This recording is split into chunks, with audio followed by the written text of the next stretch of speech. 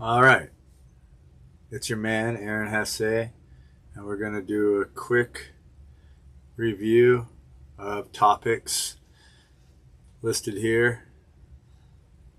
The swearing of an oath to defend the Constitution and the premise of the Constitution, the preamble. This is what you do when you join the military. You swear an oath to defend the Constitution, but you never talk about the Constitution. We're going to review that quickly. Examining wives' tales, for example, in the military, for being owned like cattle when you're in the military, and another one, wives' tale, is you lose all your rights when you join the military. Something that's sort of wives' tale. You hear it bantered about, people accept it as truth.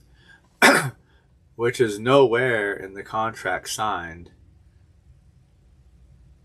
DD Form 4 is different and then also the concept of the military contract, which is DD Form 4, and what it actually says, and the difference between that contract and any other contract.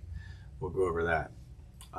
The concept that the military is a class of people and should deserve protection equal to other classes that are discussed in the Constitution, like criminals, regular citizens, and just everyone.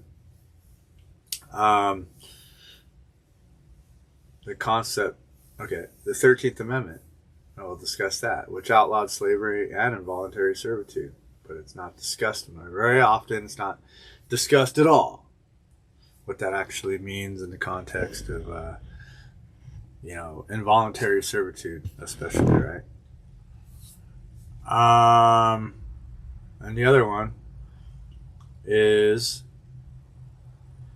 the Constitution creating three branches of government: judicial, executive, and congressional. I believe is the right. It's the three branches of government, and I deal with each one of them since I'm in a federal lawsuit about my military experience, and deal with congressional representatives, and sometimes they call the White House hotline.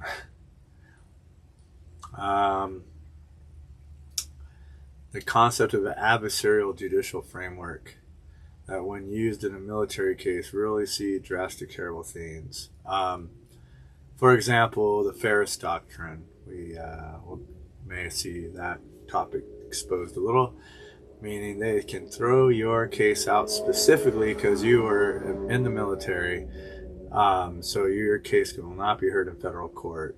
That happened to me. It's called the Ferris Doctrine, and they use it still. You can't make this crap up. Can't make it up. You can't make it up. Joke. It's a joke. And then military grade depression history, my history, and when it was diagnosed in the military, and what I'm doing in court to confront this and how the court's handling it, and also the database, my own database, showing you the database of how many gigabytes and how many years I've been working on this to gain the knowledge to share here on the internet. So I can move forward with an educated mind, and I think I could help others because I literally been learning for years about this subject and actually exercising my rights all the way up to federal court. Not that I wanted to do it, but it had to be done because, I was homeless and confused, and that was not what I joined the military at 18 to happen to me, right? Who joins the military and thinks they're going to end up in the streets? And it's the most backwards fuck story ever. And the government will play games. Officials will play games like, oh, it's your fault. Oh, yeah, we have no responsibility. Or or their arguments will be so insane, and no responsibility seemingly is their answer to everything, and they blame the young kid. um, so they blame the young kid that they put in a certain duty assignment that literally drives them crazy, because it's so insane, so backwards. It was an experiment, and we'll go over that because that's a fact pattern in my case of an experimental unit and rare Navy resume. And there's plenty of reports about it, but you'll never see the government acknowledge their own reports that are declassified, never classified, just discuss exactly what my Navy experience was all about, and all these units and all this, everything to do with it was gotten rid of, and it was all an experiment. It's all been shut down. So, I hope this, I want to have my life understood, and then all the details will make sense when you do that. But he can't do that because they don't like examining their own records about this. So let's just we're gonna have to keep on going here. Just swearing an oath to defend the Constitution and the premise of it. So here it is. We'll start with my own website, and here it is, 1790, Defend the Constitution. You can see I put the We the People, which was ratified in 1788. Constitution, right? Declaration of Independence was 1776. And then you made the Constitution about a decade later, and which is going to go into when they started swearing oath to defend it. Soon after 1790, it says here that Congress originally both officers and enlisted personnel took the same oath as required by Congress in 1790 to defend the Constitution. It was that important. Maybe people understood it more back then. It was probably only 10 amendments of the Bill of Rights. But now they encoded it into a U.S. Code, Title 10, Military Law, Enlistment Oath, and they actually have the oath spelled out in law. I do solemnly swear that I support and defend the Constitution of the United States against all enemies, foreign and domestic. That I will bear true faith, allegiance to the same, and that I will obey the orders of the President of the United States and orders of the officers appointed over me according to regulations of the Uniform Code of Military Justice, so help me God, the UCMJ. We'll go over that. I mean, that's important to know, and that's the oath. According to the regulations in the Uniform Code of Military Justice. So, are your own is your own president following the Uniform Code of Military Justice? Is your the officers following the Uniform Code of Military Justice? That should be, you should know the Uniform Code of Military Justice, right? Something to know, which includes all your rights, right? Are you really a slave? Are you really, in the military? All your rights taken away? You are property of government? We'll go over that. That's not in any contractual agreement. Here in 1963, Congress wrote a report saying constitutional rights of military personnel, meaning they were aware. Here it is. No person should be more entitled to protection of the constitutional rights of service members, men engaged in protecting the sovereignty of the United States. Appropriately, a subcommittee of constitutional rights has been concerned since its formation with the rights of military personnel. Has made several studies in that connection, meaning that military personnel are not protected by the Constitution in many ways, including discharges that will follow you forever, bad conduct discharges will ruin, other than honorable, all these different discharges for, whatever infraction, and, you'll be penalized for the rest of your life.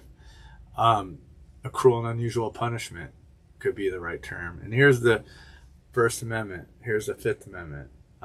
Here's the Ninth Amendment. The 13th Amendment. So we'll go back.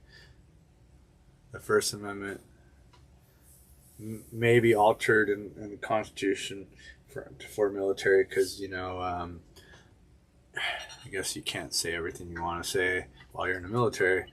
But does that mean you're completely negated from the First Amendment? I don't know. But anyways, they may alter some of the constitutional amendments, Bill of Rights, when you're in the military. I don't think you lose all the rights completely, that you can speak your mind. You should be able to speak your mind and petition the government, especially if they're not following the Uniform Code of Military Justice. Especially if they're not following the Uniform Code of Military Justice. I mean, that's what it says in the oath, right? It's all about the Uniform Code of Military Justice. And it's about the Constitution.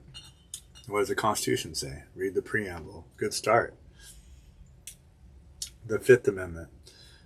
It seems those accused of crimes have more rights from being deprived of life, liberty, and property than a service member who suffers a cutthroat, problematic, traumatizing, failed government budget-cutting manpower program. Basically defunding the military and screwing your whole life up because they're trying to save money. And which is like a cruel and unusual punishment, which can deprive you of your life, liberty, and property. If your property was your own life and they paid you literally nothing, which it will, really goes into my story. My story being that the poverty pay for what they demanded, would seemingly deprive me of my property, the property of my own life, my liberty. If your own life was a property, you got to think of these things in a broad sense. And I do. The Ninth Amendment means that the Ninth Amendment means that you know that although it wouldn't necessarily say that you have rights, that you still retain by the people what isn't otherwise enumerated. So that's why there's more amendments now, because it started with 10, I believe, and then they kept on making more amendments because you retain rights that you aren't already stated, if you can think of one. Long story short, it's a broad brush tech things that they couldn't think of at the time. And then the 13th Amendment outlawed slavery, outlawed involuntary servitude unless you're convicted of a crime. But the only contract you can't get out of, employment contract, voluntarily is the military contract. So that is something to connect the dots on. And that's something that can be used against someone's life, liberty, and their property, right? The 14th Amendment, all persons born and naturalized citizens of the United States. What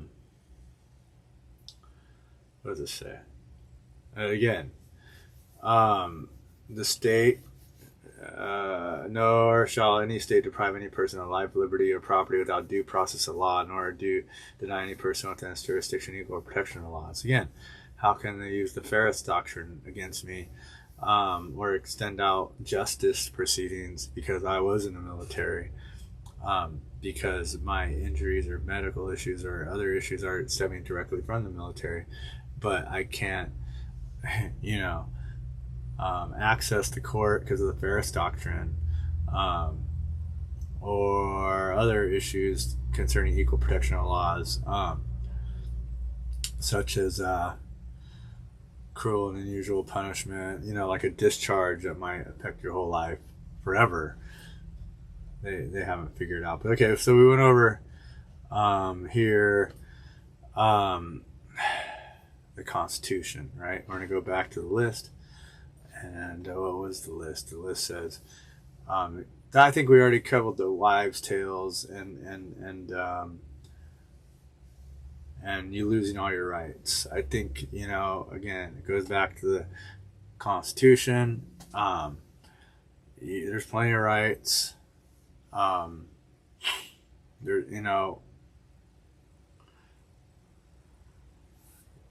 you deserve equal protection of law. We're going to go into the contract, or military contract, and I guess it's going to be an important thing because you'll see how the contract's written. And also, this contract has been examined by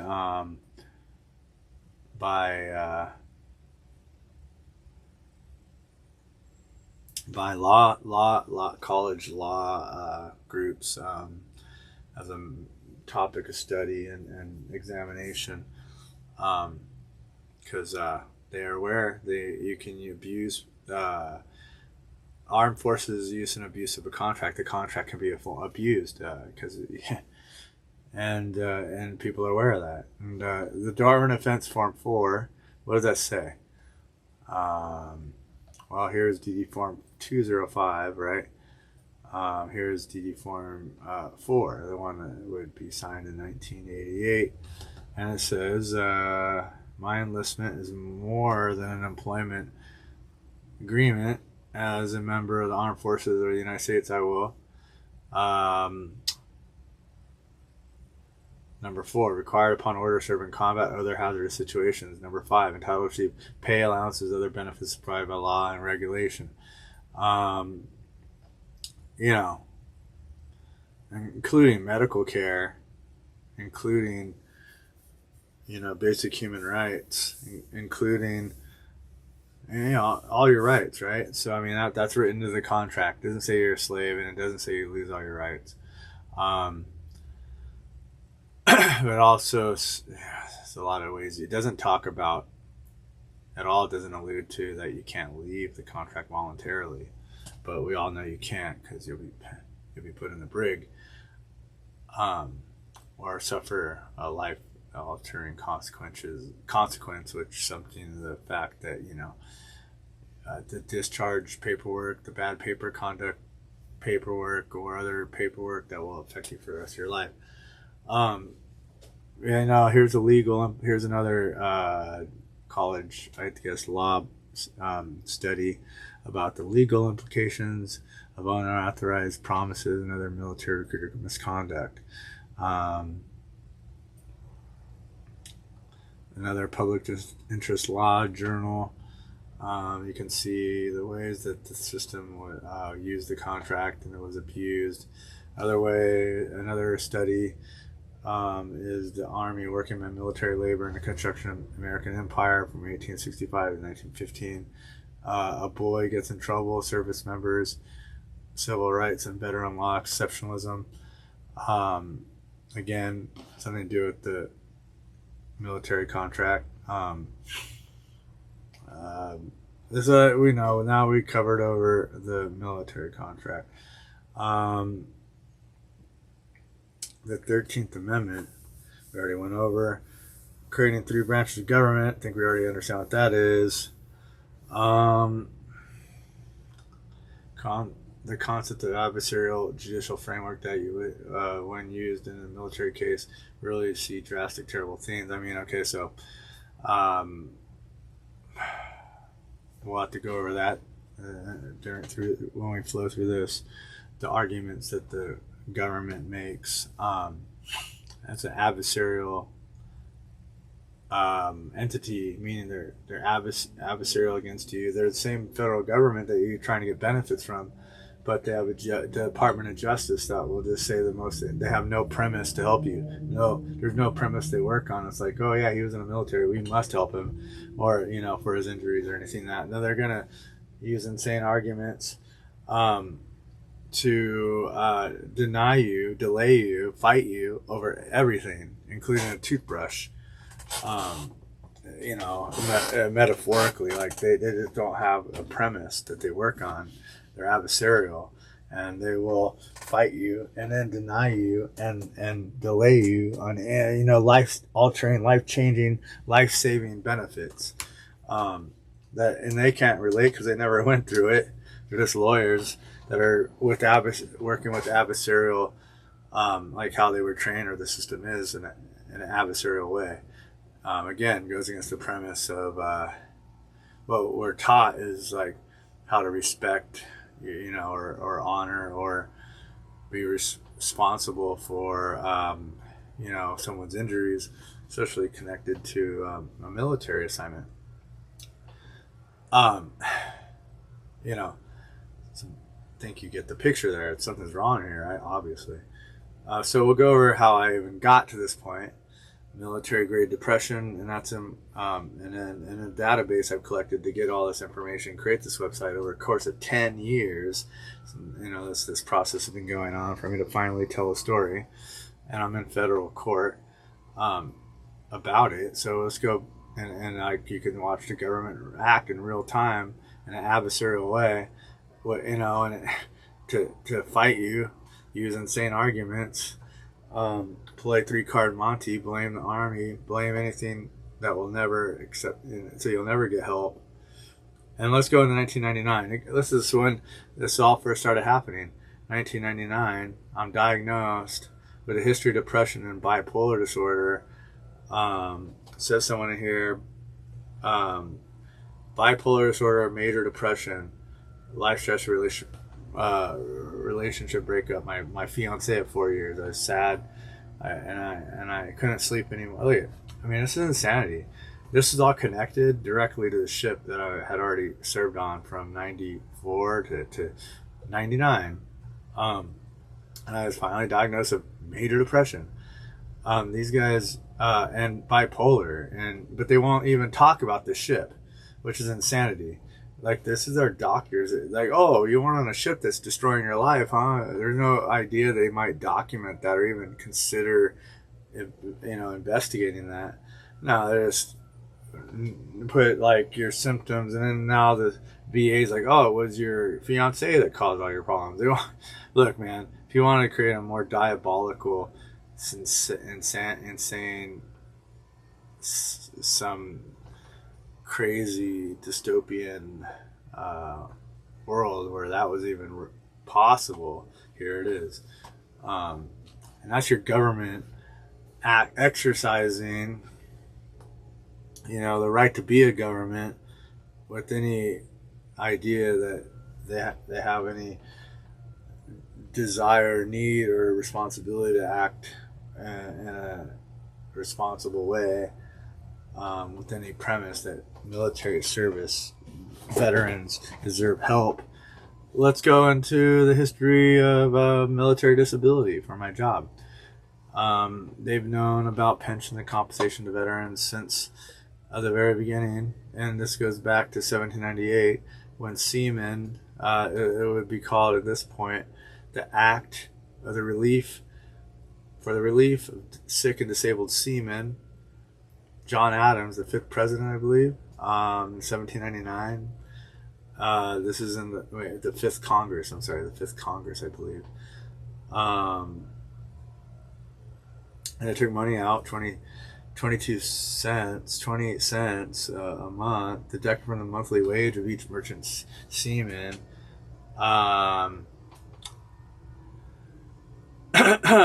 And for Marines and the Navy, to build medical hospitals, build or rent hospitals. And here's my seaman non-resident training course, and then there's the job duties of seaman.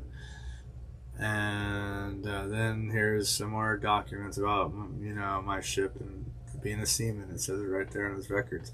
Of course, none of this will at all show up, like that premise of what that job is. It'll never be discussed in the denials, right? So look, we're going to go into my database where you can see the long history of me trying to get my life together. And this goes back, let's see if there's a date on this. And these are gigabytes. I categorized, like you can see, I renamed every file You see me here trying to catalog Navy instructions, BUMED Navy instructions, and so I had a good library. Um, it's all labeled in alphabetical order, more or less. And this database has been being built over the course of 10 years. Because they didn't want to help me at all. I was homeless and there was no help being sent my way. They fought me every step of the way. And if you really want to get into it, this is an example. This is only one database, but and it's gigabytes, and it's over the course of 10 years. And I just need to show it because then people get a feeling of what the history is here and what I've had to do to get back my life, which is, this creates its own hysteria because you're like, well, I guess this isn't, anyways, you get a point. It's in here. It's been going on a long time. And we're going to go into the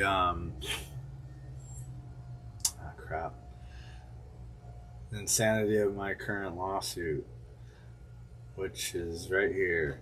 And damn, they said your record is devoid of any misconduct or indications of substandard performance in your ISHA RE1 reentry code. The highlighted part. The another highlighted part says you were certainly capable of performing the very generic duties of boatswain mate or a seaman, which is all dangerous, and everyone in the Navy knows it's hard, and the whole world knows it's hard, except now it's a very generic duty, which is not very specific, but it's just like rhetoric of like, oh, it wasn't important, generic.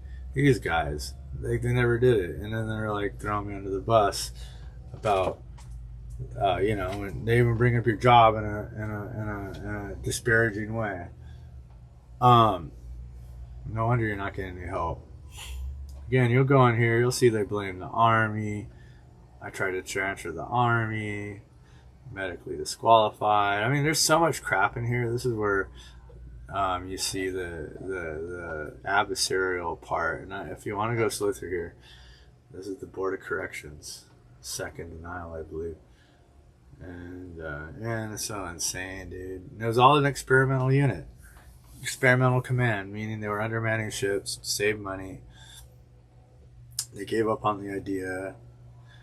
And I tried to transfer into the Army to get out of it. Because something was wrong here. And now they don't want to even discuss their own reports. And that's what my website's all about, is cataloging all the reports. For example, we'll go through, and I won't go through every single one of them, but all these reports, there's a lot of reports in here. Major experiment, test manning, testing 80-20 manning concept, the total force. There are no experience with the SAM reports. The NRF cost fail. Tell the truth, 1995. Systemic weakness, 95 and 98. Inspector General finding of systemic weakness on the ships I was on. 1998 Navy Army Medical DQ. All records straight from the case, and then they're like, "Well, we're confused. We would discharge you RE1, although you're ill, and you need help." They're just confused issues and make me have to explain it.